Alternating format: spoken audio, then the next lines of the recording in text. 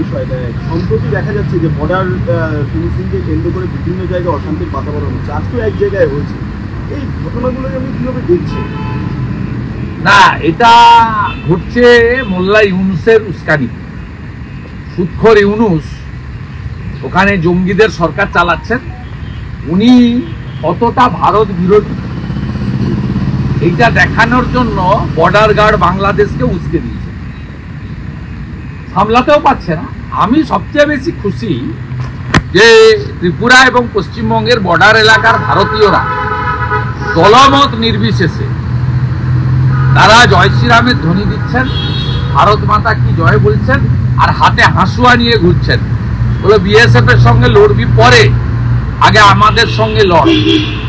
এবং তারাই দায়িত্ব নিয়েছে, মমতা ব্যানার্জি যে 600 কিলোমিটার জমি দেয়নি কাঁটাতারের জন্য, তারা দায়িত্ব নিয়েছে জনগণ যে আমরা চোরাচালানকারী, মানব পাচারকারী, গরু পাচারকারী এবং জামাত, জঙ্গিবাদ, মৌলবাদ যে র্যাডিক্যাল ফোর্স যারা ইতিমধ্যে ধরা পড়েছে অনেক খাজেরি মাদ্রাসাতে, তাদেরকে ফাইট করার দায়িত্বটা বর্ডারের ভারতীয়রা নিয়েছে।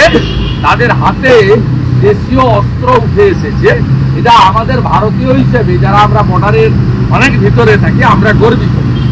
বর্ডারের এই জাগরণটা দরকার ছিল, কারণ 9টা জেলায় বর্ডার এলাকার 6000 গ্রামে শঙ্খ বাজানো বন্ধ হয়ে গেছে এবং হিন্দুরা সব জমি বেচে দিয়ে পালাচ্ছে।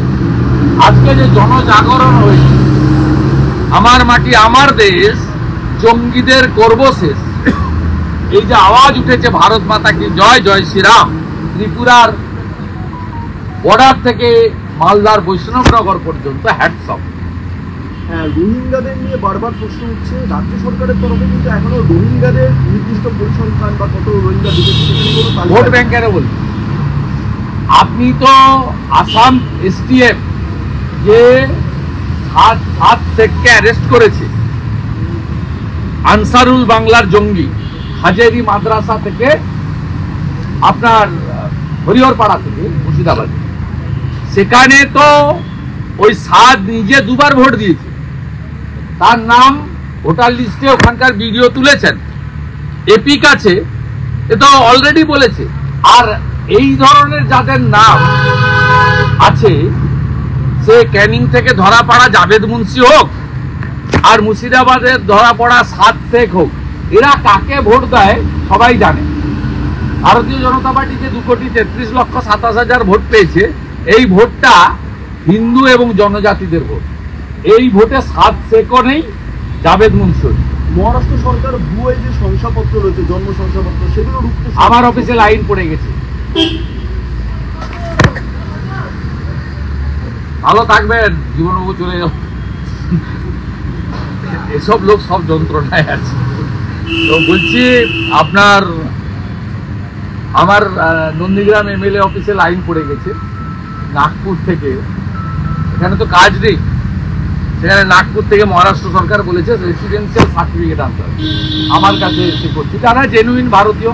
আমরা তো হিন্দু মুসলিম দেখি না, আমরা এমএলএ যারা আছি আমরা জেনুইন যারা বংশ পরম্পরায় ভারতে থাকেন তাদেরকে আমরা রেসিডেন্সিয়াল সার্টিফিকেট দিচ্ছি। আর যারা ভারতীয় নয়, যারা রোহিঙ্গা মুসলিম ঢুকেছে, অনুপ্রবেশকারী, জামাত হেফাজতের লোক, মমতা ব্যানার্জির ভোট ব্যাংক, তাদেরকে আমরা একটু টাইট দিচ্ছি। মহারাষ্ট্র দেবেন্দ্র ফডনবিস যা করছে, হেমন্ত বিশ্ব শর্মা যা করছে, বাংলায় আসু এটা প্রয়োজন। নইলে ওই ভাতা, বাড়ি, শৌচালয় পরে হবে, যে বাড়িগুলো করছেন ওই বাড়িগুলো দখল ওরা নেই।